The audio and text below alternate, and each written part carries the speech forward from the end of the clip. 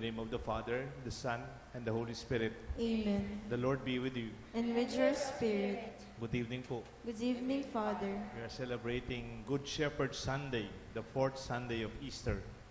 We are also celebrating Mother's Day today. Can you greet the mothers in our midst? Happy Mother's Day.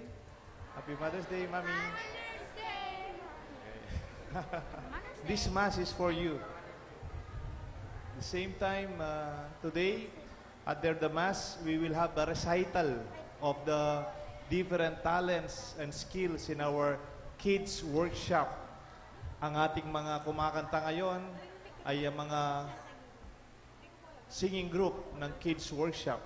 Yung sa side doon, mayroong mga creative arts, mayroong pong dancing, hip-hop, boys and girls, may baking and cooking, mayroong guitar playing, mga 22 yung gigitara. And after the Mass, we will fully celebrate the gifts the Lord has given them. Tomorrow, May 13, Feast of Our Lady of Fatima. We have 6:30 p.m. Mass, but at the same time, more importantly, we have elections tomorrow. Let us pray for good turnout of voters and good results too. Let us vote for good people to lead us in the heart of the Good Shepherd, caring for the people. People who can lead us with Christian values, because we are a Christian nation. My dear friends, for the times that we have sinned, we ask the Lord for pardon. Together we pray, I confess to Almighty God and to you, my brothers and sisters, that I have greatly sinned in my thoughts and in my words, in what I have done and what I have failed to do, through my fault, through my most grievous fault. Therefore I ask the Blessed Mary, ever Virgin, all the angels and saints, and you, brothers and sisters, to pray for me to the Lord. May Almighty God have mercy on us, forgive us our sins, and bring us all to everlasting life. Amen. Lord, have mercy.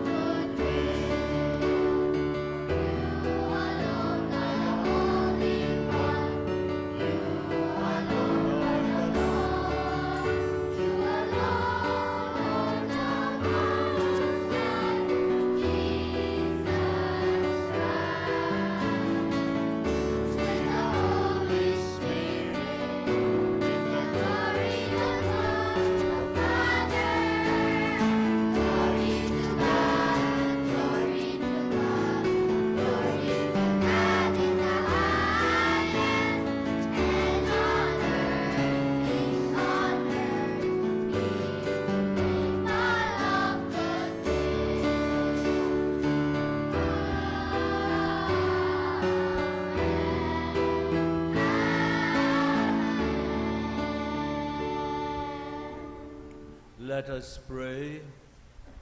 Almighty, ever-living God, lead us to share in the joys of heaven, so that the humble flock may reach where the brave Good Shepherd has gone before, where he lives and reigns with you in the unity of the Holy Spirit, one God, forever and ever. Amen.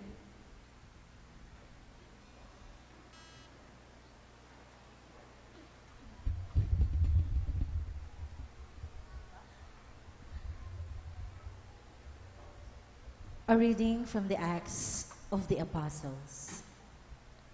Paul and Barnabas continued on from Perga and reached Antioch in Pisidia. On the Sabbath, they entered the synagogue and took their seats. Many Jews and worshippers who were converts to Judaism followed Paul and Barnabas, who spoke to them and urged them to remain faithful to the grace of God. On the following Sabbath, almost the whole city gathered to hear the word of the Lord. When the Jews saw the crowds, they were filled with jealousy and with violent abuse contradicted what Paul said. Both Paul and Barnabas spoke out boldly and said, "It was necessary that the word of God be spoken to you first. But since you reject it and condemn yourselves as unworthy of eternal life, we now turn to the Gentiles. For so the Lord has commanded us, I have made you a light to the Gentiles, that you may be an instrument of salvation to the ends of the earth." The Gentiles were delighted when they heard this and glorified the word of the Lord. All who were destined for eternal life came to believe, and the word of the Lord continued to spread through the whole region.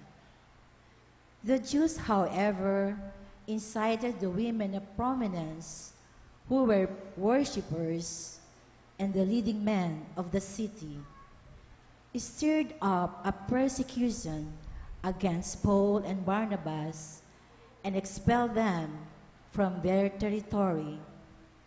So they shook the dust from their feet in protest against them and went to Iconium. The disciples were filled with joy and the Holy Spirit. The word of the Lord. Thanks be to God.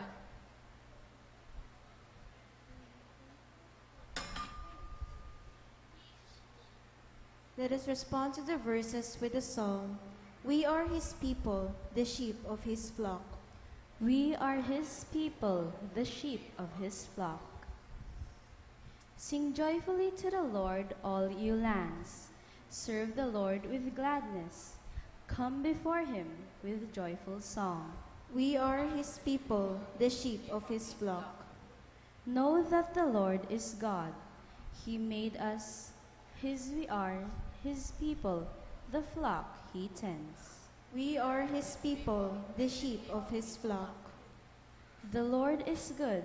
His kindness endures forever, and his faithfulness to all generations. We are his people, the sheep of his flock.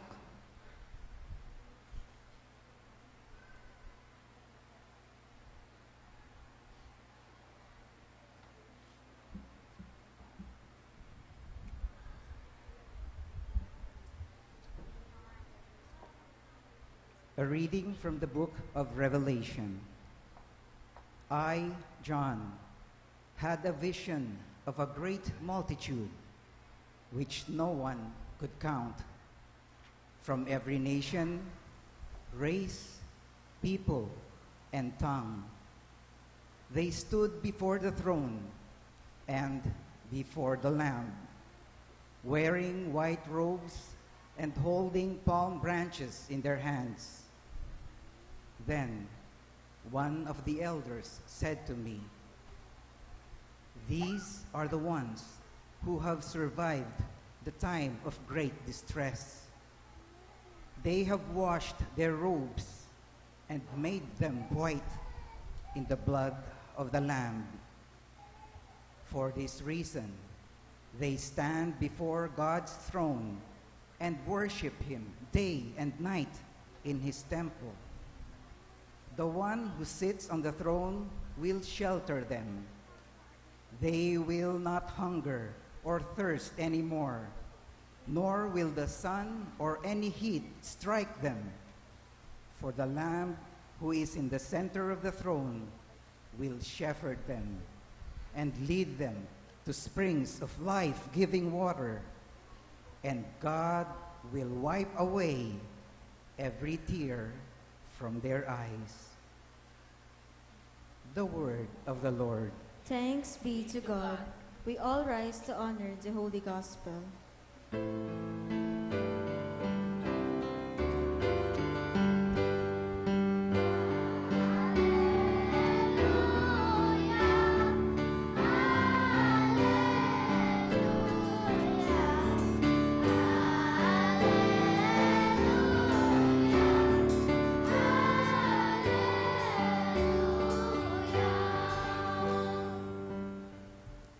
Together, "I am the good shepherd," says the Lord. "I know my sheep, and mine know me."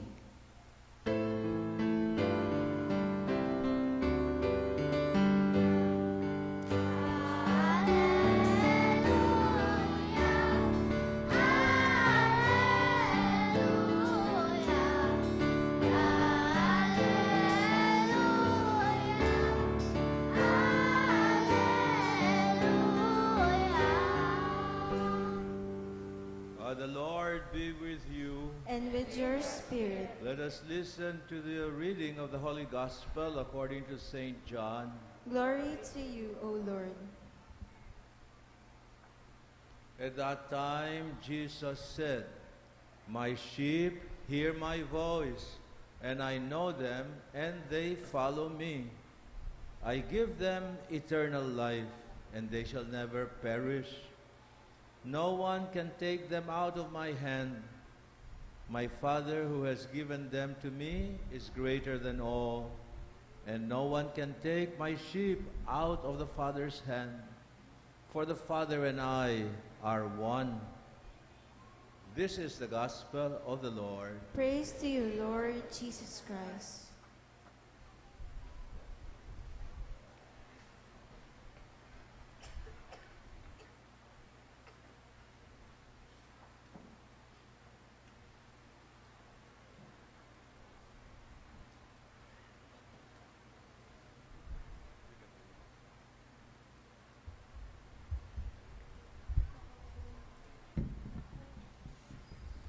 Seeking the lost, caring for them, not wanting for anybody to be left behind. Let no one be left behind for any reason, because we care for them and we seek them. Today is Good Shepherd Sunday. The Good Shepherd is our model of leadership. When someone is lost, the Good Shepherd would seek the lost sheep. If you attended Mass last Sunday, do you remember the Gospel? Jesus was asking Peter to be the head of the church, to be our first pope, to be our first leader. He will entrust the key of the church and of heaven, even before tasking Peter with the obligation to work, to feed the sheep, to tend the lambs. Jesus first asked Peter, "Do you love me?" That even before working, before doing good, before serving, we have to establish our relationship with God. And that relationship is a loving, caring relationship. even before function, before if you do something good, if you help, if you serve in the church, in government, in our community, if you do not have love in your heart, if it is not based on caring experience of a community and relationship, you will be obliged in the long run. You will be tired and you will be exhausted. It will become a burden. We are called to be good shepherds, all of us, to care for the people of God, to care for your children, to care for our community. Kung nangunguna ang takot sa inyong relasyon, halimbawa sa bahay, nangunguna yung takot ng mga bata sa magulang, I don't think that family will ever go deeper than that. Kasi takot lang naman eh. Kaya nila ginagawa. And when you are no longer there, I think they will revert back to the real, original thing that you do not like. Only love can really do fundamental change in our life. And this has been tested through years. Jesus changed the world not by violence, not by fear, not by war, not by shedding blood of others, but by humility, love and service and sincerity and forgiveness.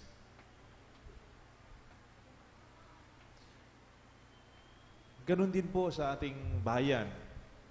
Kung nangunguna yung takot, hindi po tayo talaga magiging tunay na bayan, where we could express our faith, our belief, and our understanding of how our people should be.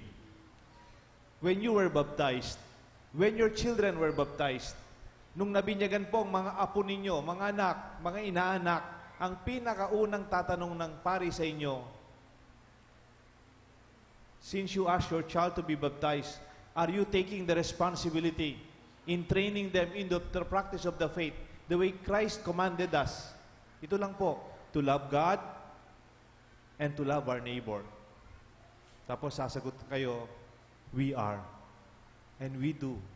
We would like to train our children to love God and to love our neighbor. Very basic. E paano po kung meron tayong mga leader? Okay lang if they do not love God. Okay lang. Okay lang if they don't believe in God. But to insult our God, that's another thing, isn't it? Okay lang kung wala kang pagmamahal sa kapwa. Kasi pinangako nung nabinyagan tayo, magmahal tayo ng kapwa.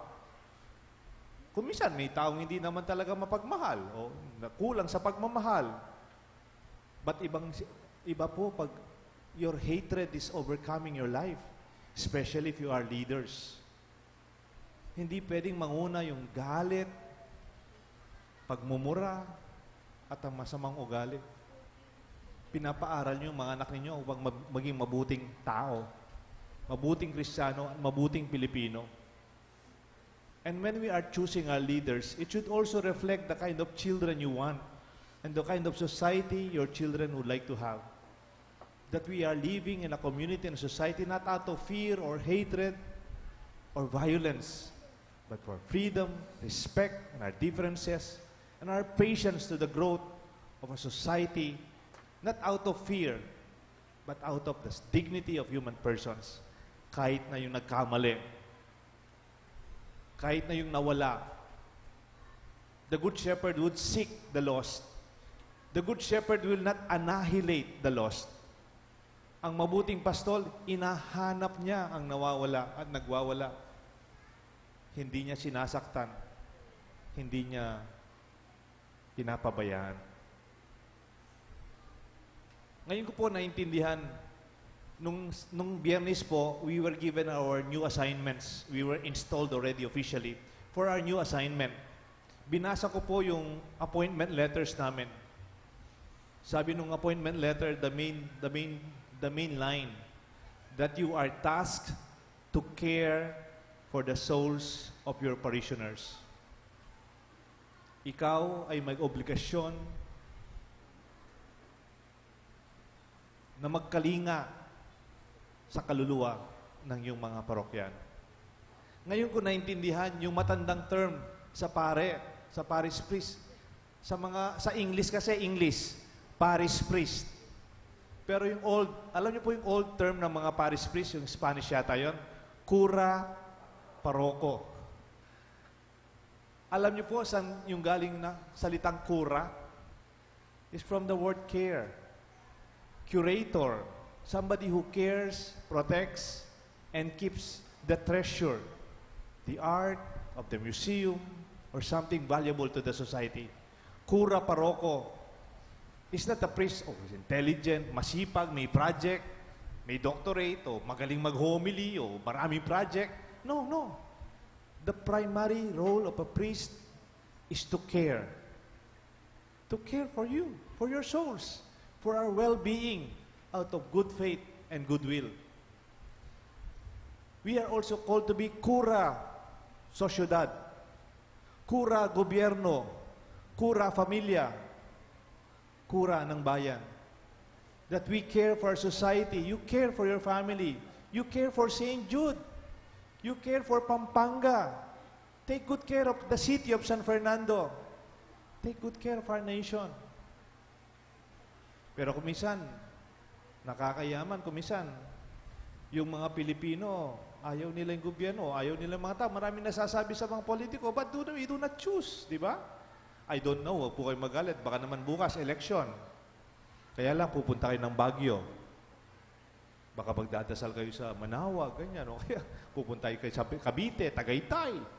O baka long weekend kayo, mag-abroad.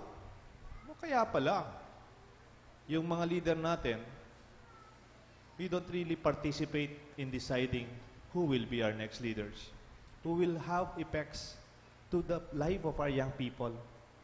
Tayong matatanda na po tayo. We have seen already so much. But for the young, they receive something that we never been part of it. Let us choose good shepherds, leaders who will take good care, the least, the lost, and the last. Not only take good care, the powerful, the strong, and the majority. Let us take good care, the minority, those who are weak, because that is what society and government is meant for. Alam niyo po, minsan, may namit po akong pamilya. After Christmas, we went to an outing. May namit akong pamilya sa Angeles. Yung sa Angeles, yung tatay nila, EMDC. Pagkatapos po, nagkukwentuhan kami, bakasyon naman after Christmas. Sabi nung EMDC sa Angeles, Father, yung aming pare, very young, before Christmas, before simbang gabi, pinull out po ng aming obispo. Sayang naman, namimiss namin siya. Kilala ko po yung paring yon, very young, estudyante ko dati. Magaling po yung batang yon. Tinanong ko, bakit nyo naman namimiss yung pare ninyo sa Angeles, yung batang pinula before Christmas? Expect ko siguro sagot nila, kasi po magaling, masipag, magaling magsalita. Alam niyo po anong sinagot ng EMDC matanda? Kasi po, ramdam namin ang pagmamahal niya.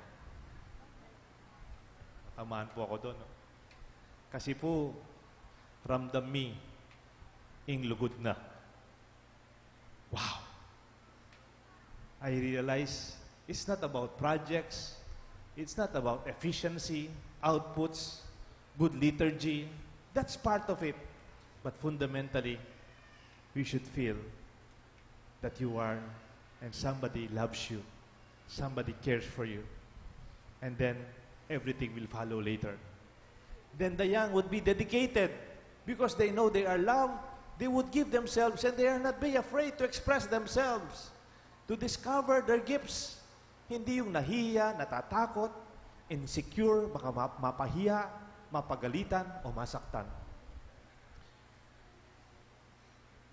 My dear friends, let us define what we mean by lost. When we are seeking the lost, yung nawawala, kuminsan ang definition natin, moralistic eh. Kaya nawawala kasi makasalanan. Kaya nawawala kasi nagwala. Kaya nagwawala, black sheep. Kaya yung kamukha nung prodigal son, kaya nawawala. Pwede ho nating isang tabi muna yon, yung moralistic judgment na yon? Why don't we be more practical? Kumisan yung nang mawawala, hindi naman dahil masama sila at makasalanan. Sometimes they are lost because they are just simply drifting away. Yung konti-konti, nawawala. Lost not from the perspective of the moralistic point of view, but sometimes they chose to be not with us. They are lost. Kasi nabisa makiabi kay katamo. Lost, and yet they are in our midst. Lost, and yet they are beside you. They are lost, but they are in our homes. Yung mga nawawala, kung minsan kasama nyo sa bahay, kung minsan katabi nyo nagsisimba, sometimes those who are lost are actually with us.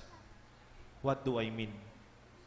Yung nawawala, not because they are losing their way, but because they decided to leave. Mawawala po kasi magdesisyon lang lakwanda katamo. Nawawala because they decided not to be with us. Sa Amerika, may term dito eh. They are called drifting Catholics. Yung dating nagsisimba, ngayon hindi na. Hindi naman dahil makasalanan sila. Ang tawag kumisan, nanlamig. Dati they are very passionate. Mainit na mainit yung kanilang sense of faith. Ngayon, walang kabuhay-buhay. Kaya wala na sila kasi nagtampo. Nagtampo po. And nobody looked after them. Nanabang. Wala nang lasa. It's already tasteless. Nasaktan. Kaya pa wala na, nasaktan. May nasabi ka, na-insulto, napahiya, o lumayo ang kanyang kalooban. Alam niyo po yung lumayo ang kalooban? Pwedeng kasama mo ngayon, pero malayo ang kalooban. Totoo ito sa pamilya. Totoo ito sa mga magkakaibigan. Totoo ito sa ating simbahan. Some of the young people today have unanswered questions. Meron po akong kilala, manager sa bangko. Yung tatay nung bata, contractor. Sabi nung nanay na manager sa bangko, Father, pagdasal mo naman yung anak ko, college student, ayaw nang sumama sa akin sa pagsisimba. Bakit po? Ang dami niyang tanong sa ating pananampalataya. Hindi ko alam sagutin. Marami siyang napapanood, nababasa sa internet. Ngayon, he proclaims himself as atheist. Sabi niya sa mami niya, Mami, I don't believe in God anymore. Nawawala. Not because he's sinner. Because they need accompaniment. They need somebody to be with them. Answer questions. I look for the answers together. They are drifting away. And later on, they become lapsed Catholics. Kung minsan, makikita mo lang sa pagsisimba. Yung nagsisimba, pero hindi naman. Yung parang nandito, pero wala. Because yung malayong kalooban, nakikita mo rin in their physical expression. Kung minsan po kasi, hindi ako nagmimisa ng alas 5. Si Father Bong usually nagmimisa ng alas 5. Pero pag nandito po ako, paikot-ikot ako dyan. Napansin ko, yung ibang nagsisimba ngayon, habang nagsisimba tayo, naka-aircon sila. Oh, doon sa Alphamart, naka-aircon sila. Tapos pag communion, lalabas sila sa Alphamart. Ko-communion na sila. Hindi, biro lang. Pero totoo po yun. I mean, pagsisimba pa yun, I'm sorry, I hope you don't mind. If we give ourselves, let us give ourselves fully. If they are drifting away, let us invite them back. Let us not insult them or cause pain. Pwede po kayong bigyan ng assignment? Sigurado, meron kayong kilala dating Katoliko, hindi na nagsisimba. O kaya may kilala kayong Pilipino, dati nagboboto, ngayon ayaw na. Can you look for them? Can you be a good shepherd for them? Not because you are better than them, don't be moralistic. Hindi. Baka you can ask, how are you? Kumusta na ka? Listen to their concerns. Listen to their questions. And tell them, those are my questions too. Let us seek the answers together. Searching for them. Seeking them out. Tell them, namimiss ka namin. Namimiss na ka. Tara.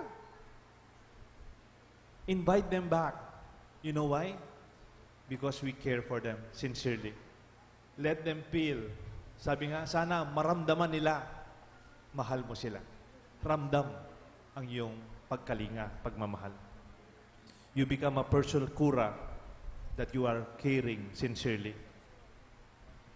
And this is my prayer for us. I just want to end my realization as I do my homily. I realize in our homes, we have good shepherds. Alam niyo po, sino sila? Ang mga nanay. Because they nourish us, they feed us, they care for us in many different ways. Parang yung good shepherd naghahanap sa mga wala pang mga anak. O teko, pamuli, bengi na. Saan ka na ngayon? They are waiting for you. I were waiting for you. Hindi pa kami makatulog kasi wala ka. Hindi kami makakain kasi wala ka pa. Tapos sasagot yung anak, magagalit pa. O teko, mangan. Ako na yung mandadala ng kuran. Ba't di ka pa matulog, mami? Darating din ako, may susi naman. Because they do not read the lines in between. I care for you. And they are good shepherds. Let us also honor our mothers. They gather us. Titipunan daw rin anak do, pamilya. And this way, we celebrate a meaningful Mass. For our nation, our votes tomorrow, let us choose the good shepherds, the real caring shepherds with Christian values. But you have to make that choice. And second, let us honor our parents, especially our mothers, our good shepherds in our home. And your assignment, look for someone who is already nawawala. For many reasons, let us invite them back because we care. The Father, the Son, and the Holy Spirit. Let us profess our faith. I believe in God, the Father Almighty, creator of heaven and earth, and in Jesus Christ, his only Son, our Lord, who was conceived by the power of the Holy Spirit, born of the Virgin Mary, suffered under Pontius Pilate, was crucified, died, and was buried. He descended into hell. On the third day, he rose again from the dead. He ascended into heaven and is seated at the right hand of God, the Father Almighty. From there, he will come to judge the living and the dead. I believe in the Holy Spirit, the Holy Catholic Church, the communion of saints, the forgiveness of sins, the resurrection of the body, and life everlasting. Amen. Let us pray to our loving Father that He may listen to the voice of His Son, the Good Shepherd, who protects us and leads us to the pasture of life and plenty. We shall answer, Good Shepherd, hear our prayer. Good Shepherd, hear our prayer. Give the Pope, bishops, priests, deacons, religious, and missionaries warm and caring hearts that they may prove to be true shepherds of your people. We pray. Good Shepherd, hear our prayer. Bestow on our political and civil leaders the grace of wisdom, integrity, and genuine service that they may effectively lead your people by their word and example. We pray. Good Shepherd, hear our prayer. Bless all parents, educators, spiritual directors, and those who exercise leadership among us, that they may joyfully and perseveringly guide young people to the right path. We pray. Good Shepherd, hear our prayer. Make the family a fertile seedbed for vocations to priestly and consecrated life through the spirit of prayer, love, and service that reign among family members. We pray. Good Shepherd, hear our prayer. In the coming elections, enlighten the people to choose candidates who, like the Lord Jesus, really care for the people and give their heart and strength that there may be peace, justice, and progress in our land. We pray. Good Shepherd, hear our prayer. We now pray for our own personal intentions.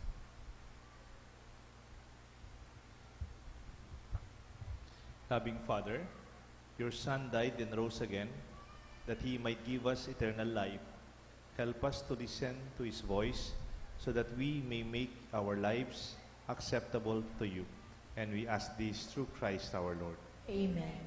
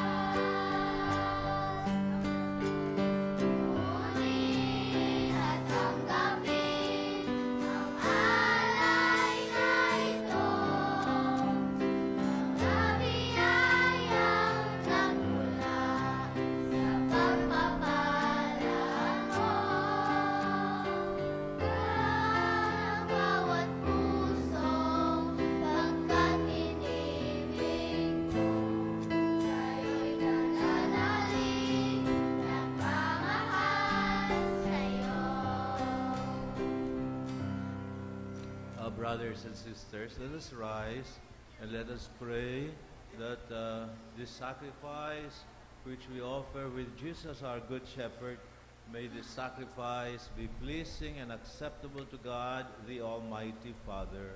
May the Lord accept the sacrifice at your hands for the praise and glory of his name, for our good and the good of all his holy church. O Lord our God, grant that we may always find joy in these Paschal sacraments, so that the renewal constantly at work within us may be the cause of our unending joy through Christ our Lord.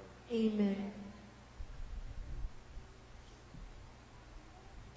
The Lord be with you. And with your spirit, Lift up your hearts. we lift them up to the Let Lord. us give thanks to the Lord our God. It is right and just. It is truly right and just, our duty and our salvation, at all times to acclaim you, Lord, but in this time above all, to laud you yet more gloriously, when Christ our Passover has been sacrificed.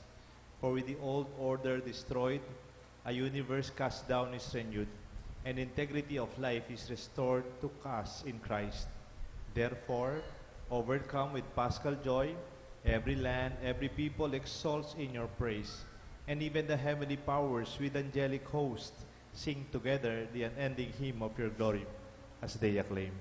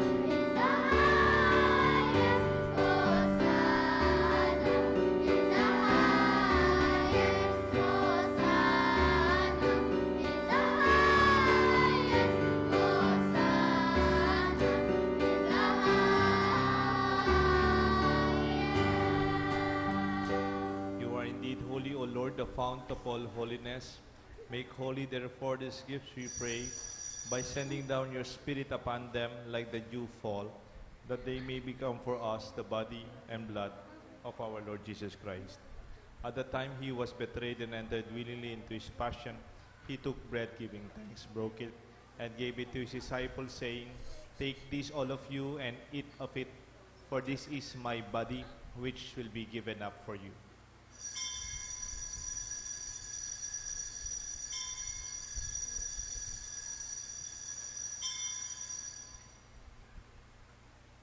In a similar way, when supper was ended, he took the chalice. Once more giving thanks, he gave it to his disciples, saying, "Take this, all of you, and drink from it. For this is the chalice of my blood, the blood of the new and eternal covenant. It will be shed for you and for many for the forgiveness of sins. Do this in memory of me."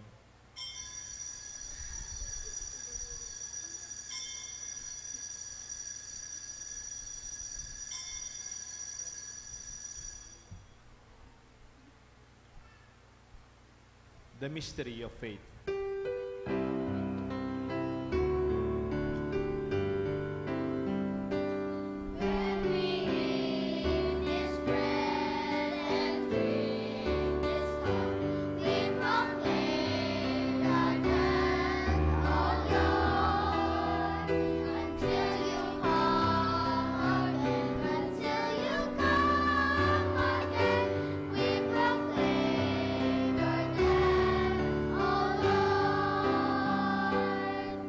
As we celebrate the memorial of his death and resurrection, we offer you, Lord, the bread of life and chalice of salvation, giving thanks that you have held us worthy to be in your presence and minister to you.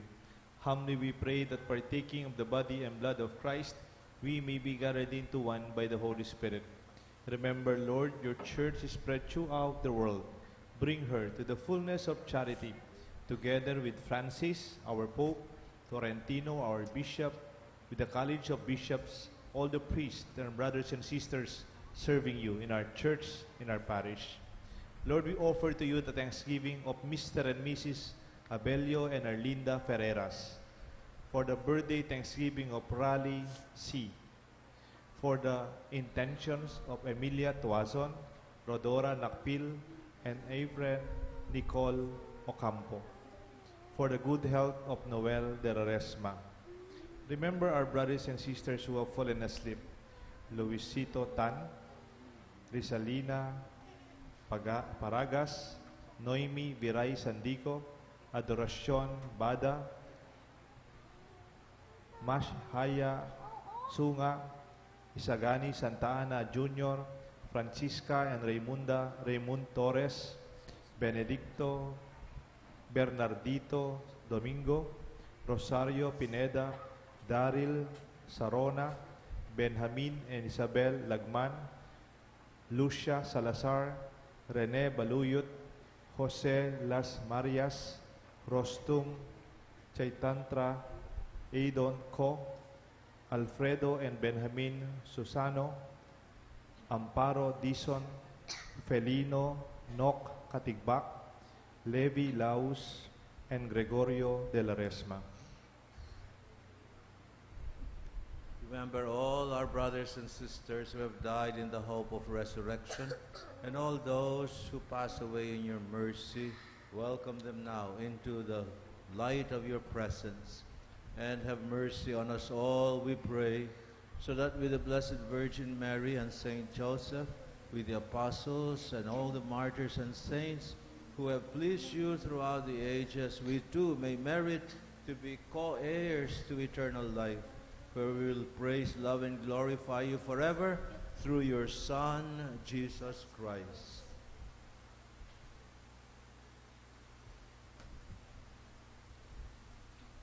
Through him, with him, in him. O God, Almighty Father, in the unity of the Holy Spirit, all glory and honor is yours forever and ever.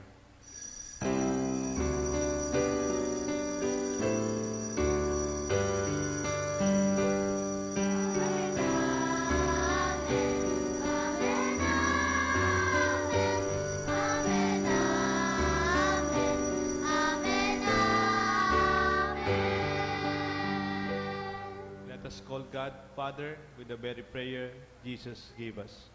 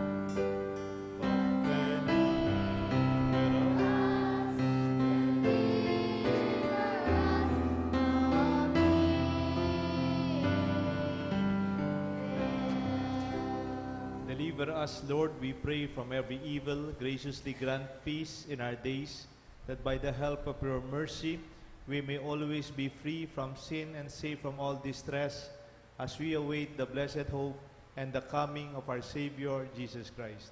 For the kingdom, the power, and the glory are yours, now and forever. Lord Jesus Christ, you said to the apostles, I leave you peace, and my peace I give to you. Look not on our sins, but on the faith of your church, and grant us the peace and unity of your kingdom, where you live forever and ever. Amen. The love and peace of the Lord remain always with you. And with your spirit. Let us share with one another the peace of Christ. Peace be.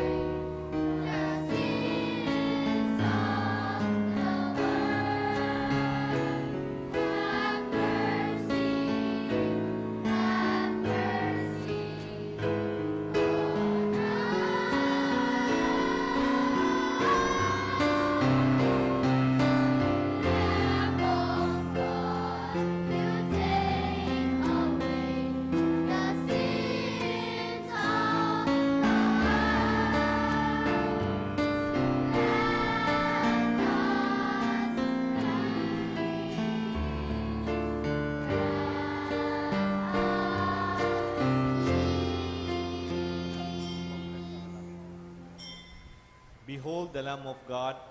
Behold him who takes away the sins of the world.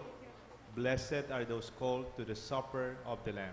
Lord, I am not worthy that you should enter under my roof, but only say the word, and my soul shall be healed.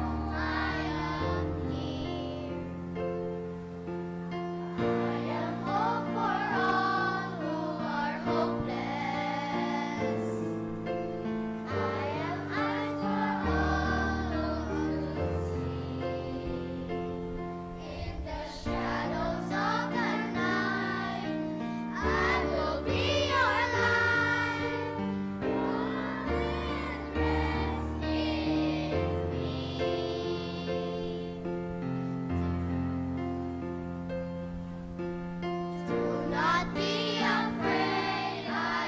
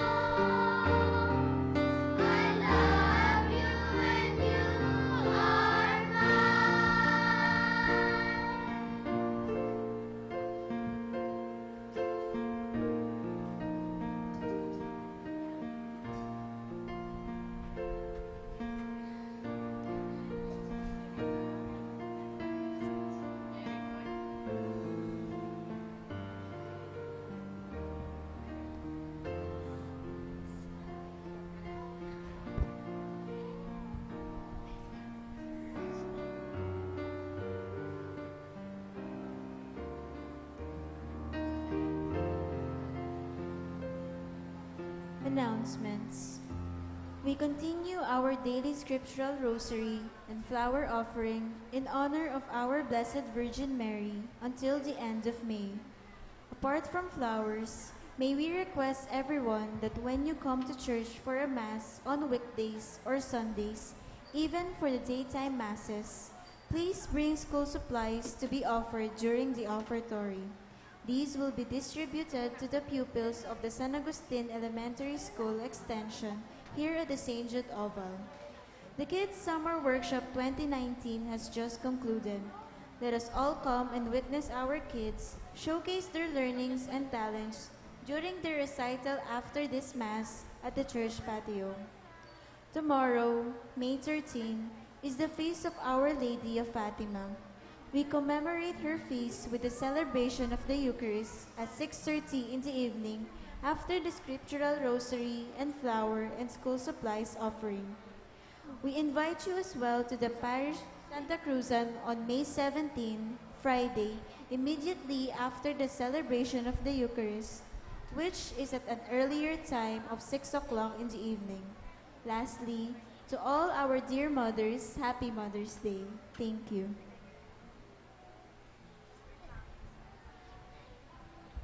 Before our final prayer and blessing, may we request our mothers to come. Lumapit po yung mga mothers dito sa altar, sa ating sanctuary. We will bless you. And one of our young commentator lectors will read the prayer for Mother's Day.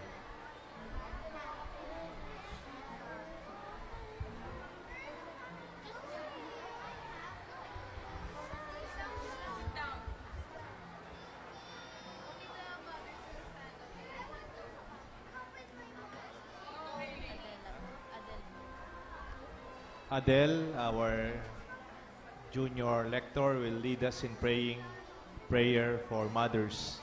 Yung pong mga nasa upuan, yung family, please pray with Adele.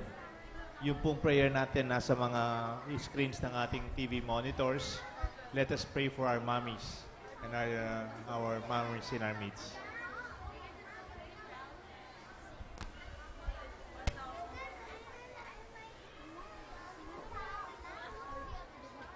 Dear Father, we humbly approach you on behalf of the mothers whom you have entrusted with the care of your most precious life in our family. We thank you for creating each mom with a unique combination of gifts and capacities. We thank you for the sacrifice of self that each mom gives for her children, for the late nights spent rocking a crying infant, for the hands calloused from washing, wiping, scrubbing, cooking, working for everyone in the family. We thank you for the gift of time mother gives for their kids, whether it is stay-home moms, working moms, and moms who do both. We thank you for the flexibility of moms, for their tirelessness, their perseverance, and their devotion. We pray you give each mom strength. Help her to see in every sacrifice a task for the eternal significance that you place on motherhood. Help her to understand that the most radical, world-changing events may be happening anonymously in her home. Help her to forgive those who undermined her efforts and those who caused her pain. We especially pray for single moms who must lean solely on you for the fathering of their children. We thank you that your big arms surround children who may never know their earthly father. We also pray for mothers who never had the honor of bearing children, but whose nurturing extends to many poor and needy who cross their lives. We ask you to be the daily bread and strength of tired mothers. We pray that you be their source of spiritual and physical strength. We pray that the same grace that flowed from the Father to Son to us in salvation will flow from mothers to their children. Lord, give each mother a faithful reverence of you, the Creator and Sustainer of life. Help mothers to rest in the knowledge that they are but stewards of your children, and that only your Holy Spirit can produce change into the hearts of each boy and girl. May each mother find rest in your divine embrace. Most of all, Lord, on this day on which we honor mothers, may we love and cherish the special women who have borne us, who have nurtured us, and who have prayed for our well-being. May our hearts overflow with gratitude to you, who formed, knitted each of us in a mother's womb. Amen.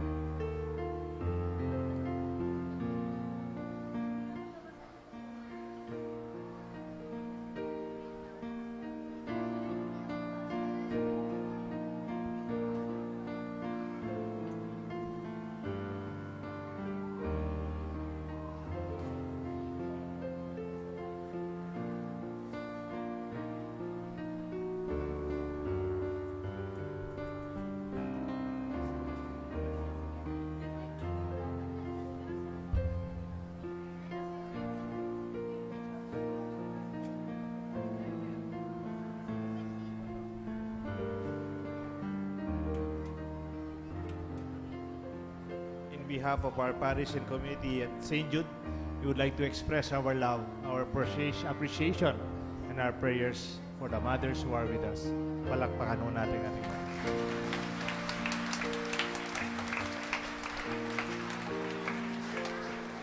We have some tokens for you. Yung lalagyan po ng mga kikay concerns ng mga mothers. Kung minsan nanay, nahanap yung kanyang susi, nahanap kanyang senior citizen ID. So susi, meron pong mamibigay sa inyo mga altar boys, yung mga companions, they will give you. I hope magkakasya lahat. And then we will all stand for the final prayer. Love you. Thank you.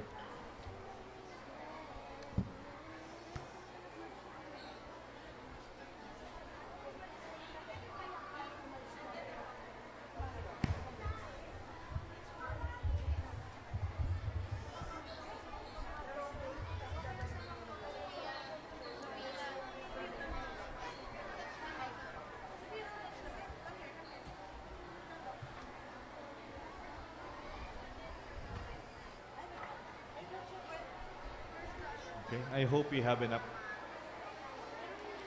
We prepared 900,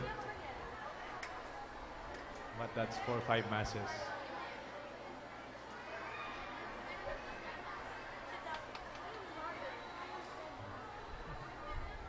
Marami po yung nagsimba ngayon.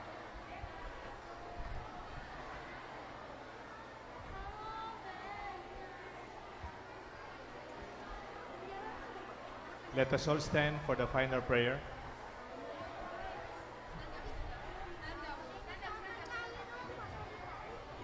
Tumahimik tayo at manalangin. Let us pray. O Lord, kind shepherd, look upon the sheep of your flock and be pleased to settle in eternal pastures the sheep whom you have redeemed by the passion and the blood and the resurrection of your Son, Jesus, who lives and reigns with you forever and ever. Amen. I will be transferred to Sapang Bato on May 25, 8 in the morning. So meron pa po ako sa Sunday with you, next Sunday, May 19. It will be my last Mass with you. Papikilala ko yung ating bagong parish priest at least sa ating mga monitors. And I hope you pray for me also. And also for Father Bong. He's celebrating his 50th anniversary as a priest on May 23 naman. Okay, so palakpakan natin si Father Bong.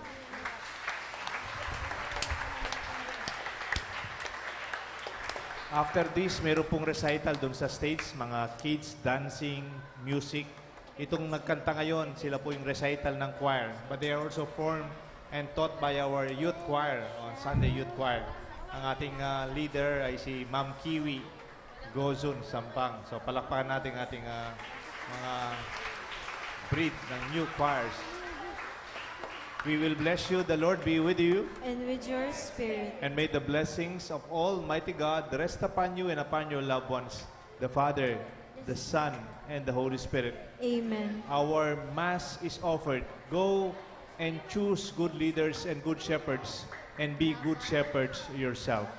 Thanks be to God.